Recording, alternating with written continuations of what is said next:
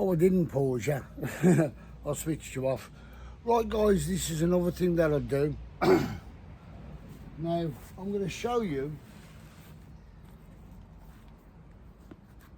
how I tie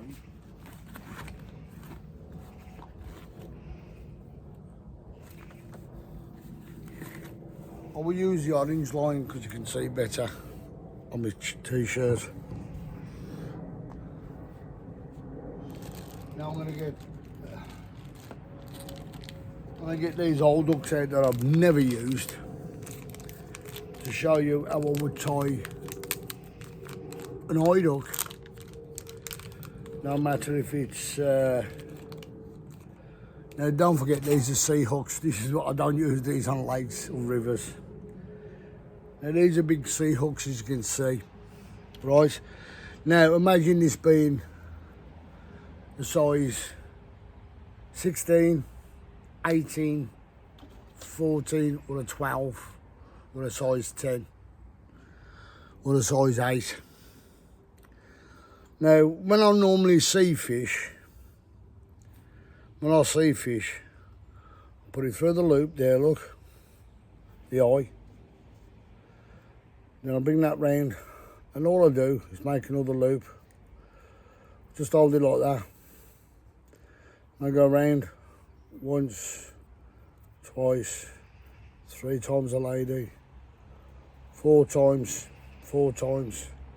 then bring it through there, look, that loop. I've still got that loop there.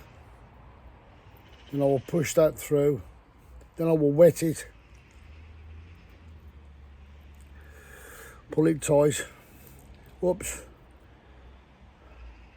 making sure that's through that loop,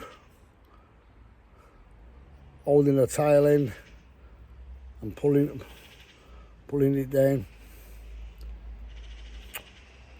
Excuse me, it's got a ski whiff. And this is what I do for sea fishing. And it knots up like that. And that is a powerful knot. And I would do that knot on a size 18, size 16, size 14 and a size 12. Where's my cutters gone now? I know I'll put them somewhere. Oh, there they are. So when I cut the tail end off, it looks like that. If you can see it, it's the way it looks. So I will show you 2 versions. Top that off there. So you got that one, right? So you see the way that is. Okay. And then the other one I do, this is for sea fishing and coarse fishing. Put it through, pull it that way, and make a loop along the shank of the hook. Put that over there so it's tight. Put that through the shank of the hook and come round, making a loop this end, and I go round about 3. There's 3, there's 4. Now I've got that loop on the end there. See that loop? Then I push that through that loop. You don't have to wet this one, but you can if you want to. And then you just pull. And it pulls tight like that. Take the excess off.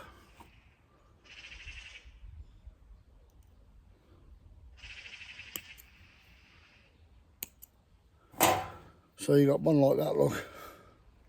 See the way that one is? Through the eye. Yeah. And that's a strong one as well. 2 completely ways I do it. There's that one where you go onto the top of the eye, and there's that one where you use the shank. Now I will do that if I'm float fishing, if I'm lead or method feeding. That's how I would tie them. But I've gone and bought them things. They're already tied. You don't know. I know what you're saying. That's cheating. Okay, I've cheated by buying them like that. But me personally, I would rather, I'm buying them at the moment so I can see what I'm doing.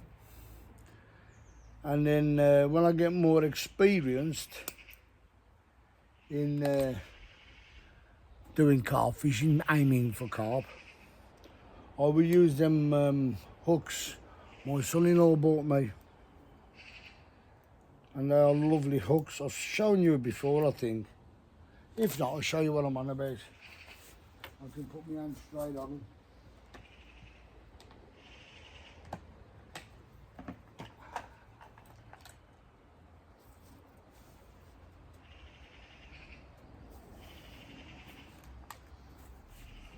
They're real nice hooks. Let me have the pack up.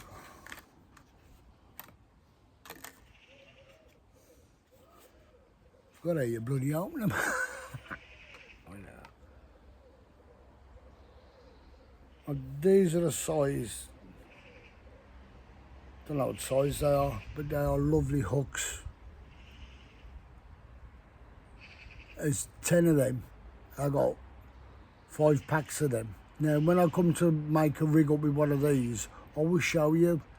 And if I'm doing it wrong, please don't criticise. Well, you can criticise me. And also, if there's any carp fishermen out there who could give me some tips or say, I'm going to send you a video, try and do it this way. Now, I don't use braided line at all. I use monofilament all the time. I have got braided line on me, I'm telling lies here, I have got braided line, but that's on me pike lures, me pike rods. But there is a little thing I will show you another day. You know, when I said I was doing a TikTok. I was explaining to people why I don't catch the fish out of the rivers to eat for me and Sally, my wife. It's because I'm a conservationist of fishing. I do believe in every fish you catch, every fish you catch, you should put back. Sometimes, and all you anglers will agree with me, sometimes you will have the odd occasion where you will, as you're taking a hook out of a fish's mouth, it's deep down, you may have to cut the line, or you try and get the hook out because you don't want to retie. But if you unhook the fish and it dies, that's a problem.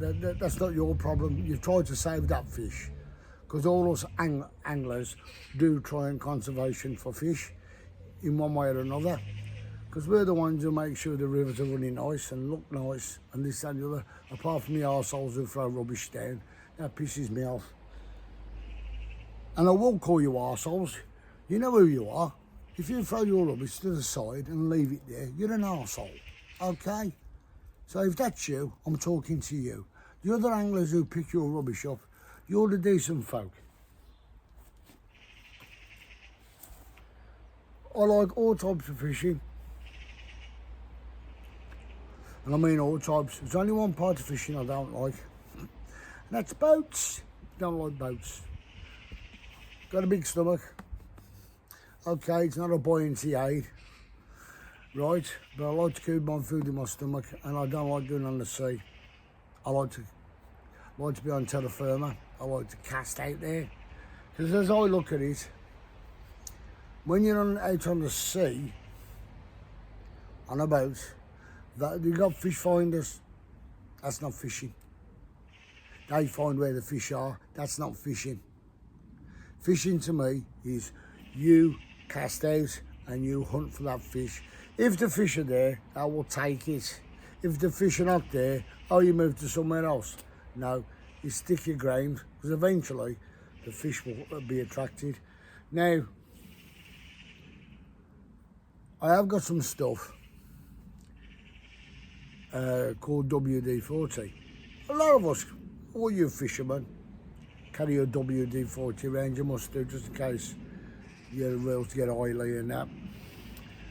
And somebody gave me a tip the other day, and I said, Carl, to sink your line, put a bit of fairy liquid on your reel, on your spool. The line will cut through the water quicker. So next time I go out, I'm going to try it. That's what an old fisherman told me, an old boy. All right, Ro. So I'll talk to me rabbit. So of course, with the way I fish, a lot of other fishermen say, mate, you're talking balls. Okay, that's your opinion. My opinion is, I fish the way I feel comfortable. You will fish the way you feel comfortable. And as I said, if you're one of those people who fish and then just discard everything on the floor, oh, there's my luncheon meat, but I've kept my luncheon meat in the bush. You're an arsehole. If you've got a lighter, it's no good anymore. Throw into the river, you're an arsehole. You got anything, line, load the line, throw that to one side and you leave it on the bank, you're an arsehole. Anybody who messes up a riverbank for fishermen, you are giving the other fishermen a bad name. And believe it or not, us anglers do like to go on rivers and lakes. Now I'm going to talk about rivers now. I was watching a thing on YouTube about believe it or not, the Yangtze River, and half of it had died, half of it dried up. Certain parts of the Yangtze River, because they're going to put dams, and it slowed the water going down. So of course, because most of the Chinese and whatever will fish from the river and eat from the river. Now, half of their businesses went out of business. Excuse me, I'm just going to sit down. I'm standing up now. I'm going to sit down. Sit down, make myself a bit comfortable. Excuse me guys, I'm bringing you down to my height.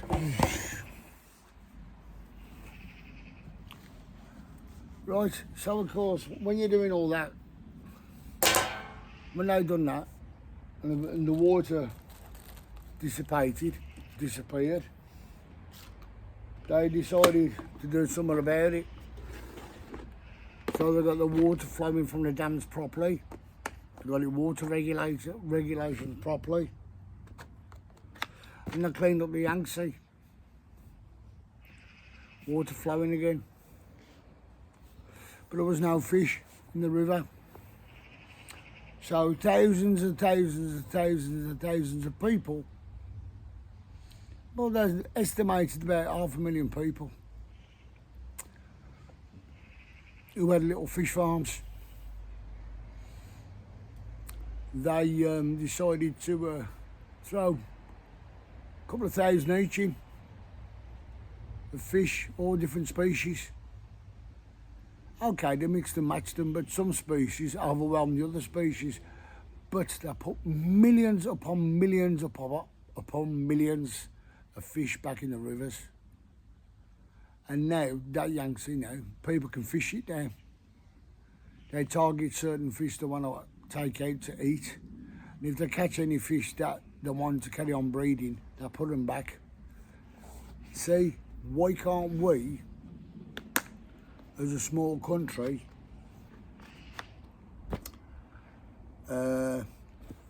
start throwing some fish into the rivers, restock the rivers? It wouldn't hurt, because I went last year on a river, River Avon, in Evesham town, where the park is, by the bridge. A lot of people know where it is. God, if you don't, you're a stickers, monkey poop. I was the only fisherman there. Why? Because I didn't have fish in the river. Now, I was fishing and I caught a beautiful, beautiful barbel, a PB, 14-pound barbel I caught, personal best. And I asked the bloke who was walking past, he had a camera on him. I said, excuse me, mate. I said, could you take a picture of me with this barbel on my phone? No, he turned around and said, off ski. I said, I'm not asking to use your camera. I'm asking you to take a picture on my phone. Could you do that for me, please? Anyway, off ski. And I tried to take a video of myself, and I didn't understand how to use my phone properly at one time. And I tried to take a picture, and it didn't work. So unfortunately, I didn't have a picture of that barbel, and it was a PB. So I'm glad I know how to use my phone now. So if I do ever catch a big one on the river again, I can video it now. But also I've got to apologise about the new gizmo I got.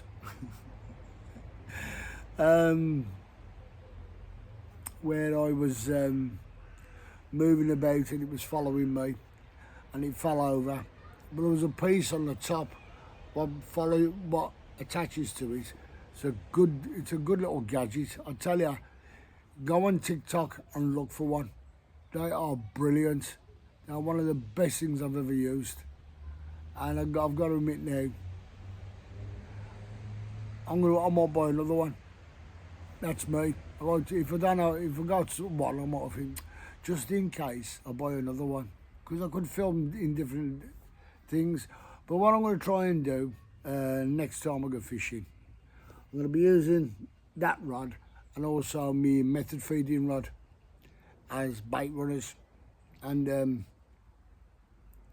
hopefully catch some big carp. Because I do want to target some big carp this year. I want to spice it up a bit. I don't want you. I don't like the filming and showing you small stuff all the time. Oh, I caught a little gudgeon, or I caught a roach, or I just caught a 2-pound carp. Actually, that day I caught one big carp, and it weighed 10 pounds. And then I said my last carp was my 30th carp. Well, then 30th carp. Well, the 29 of them weighed about 2 pounds, and they were all roughly that size, F1s, 2-pounders. So I worked that out. Yeah. A lot of weight. I thought I only caught 60 pound of fish. It was more than that. It was more than 60 pound of fish. So in one day, I had a good day. I couldn't film all of it because you'd be bored otherwise. But probably bored of this one now, I don't know. All I'm going to say, guys, if you like what I'm doing and my contents, give us a shout out. Subscribe, leave a like, also leave a comment. If any of you other anglers out there have got any ideas that I could do, please give us an idea, give us a shout. Say, why don't you put this into your videos, why don't you put that into your videos. Everything will help me, and if it helps me, I can show you better. I know I go on a bit, I know I talk a bit, doesn't every fisherman. But it was a bloke said something to me when I was in Redditch, and he says, every time you go to a riverbank, you will make a friend on the day, an opposite fisherman. Don't matter who they are, you will make a friend. I mean, I'm going to give a shout out to Lo and Terry. How are you guys? I hope to see you up there again one of the days. And that lady, to me, as I said, I just could have given her a hug, because she lost her husband through COVID, and Teddy lost his job. And there was a lovely couple. They were inspirational, and that's what I mean about friends. Now that to me is inspirational. And when I explained what I was doing with my friend Paul, and she turned and she said, "Oh, well, you keep up the good work, mate." And that to me was like somebody giving me a shot in the arm, booster in the arm, say, "You're doing well, mate. Thanks." And I hope people watch this and think the same, that I'm trying to do some good, not just for people with mental health, people's well-being. I want people to start cleaning up the environment as they go along. And as I said, you guys out there who want to learn to fish and you know somebody who fishes, ask them to teach you. I mean, I went on Amazon and I bought a beautiful rod. Sorry, one rod, not three. It was a 3-piece. My mistake. Because of my dyslexia, I didn't read it properly. I can read little bits, but I can't read all of the context, okay? That's my dyslexia side. But the funny thing is,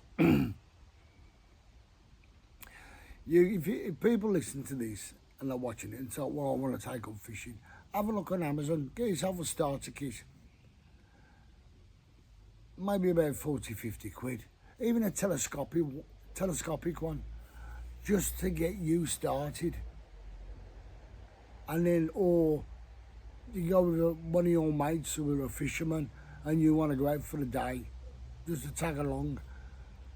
Try and get interested, or you are interested, and say, look, I won't fish, but can I come with you?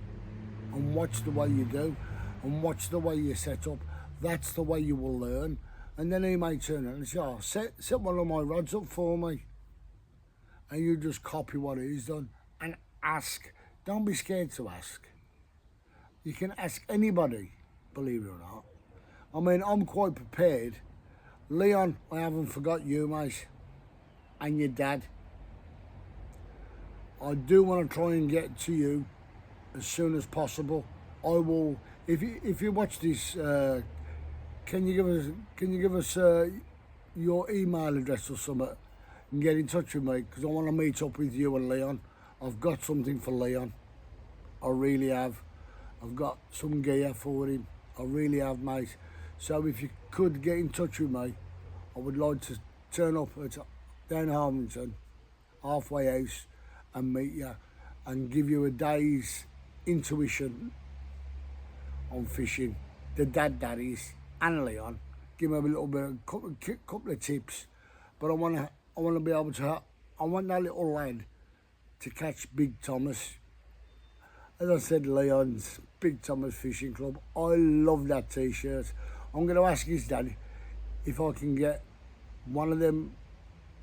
I'm going to try and find out if I can get a little badge. Try and get one made up and stick it on my on my shirt, if you don't mind, because I don't want to pinch his franchise. I want to ask him first, and I'm going to say, if his dad ever meets me and Leon, I'd like to spend a day filming them fishing. You know, I just want to sit there, do a bit of fishing myself, but as soon as that little boy catches a fish, I want to be able to film him and his dad fishing. Not just little Leon, but his dad as well. I want to help them get closer together. I mean, probably they are close anyway, but you know, through fishing, they both got an enjoyment, especially little Leon. His look on his face when I said to his dad, do you mind if I do a little bit of YouTubing with your son and you? And when his dad turned around and said, Leon, do you want to be on this man's YouTube? He went, his face lit up. You know what I mean? And that meant a lot to that little child. Not just to be on this, but for somebody to ask him if he'd like to be on a YouTube channel so he can be seen, and his dad being together, father and son time, learning how to fish. As his dad said, he knows next to nothing about fishing. I would like to be able to spend probably up to him 4 hours, 5 hours, probably 8 hours showing him how to fish. Well, not showing him, directing him the right way, how the way he should. I'll get my bloody words out in a minute. help him try and master, that's the word, master his way of fishing for himself. Because everybody's different. We don't all fish the same way. There's no two ways fishermen fish the same. You can get 20 fishermen and everyone's different. Everybody's got their own technique and their own ways how to fish. So what I'm going to say, guys, please subscribe, leave a like, and the most important thing is leave us a comment. See you guys. MNM, let's go fishing. Signing out. Catch you later, guys.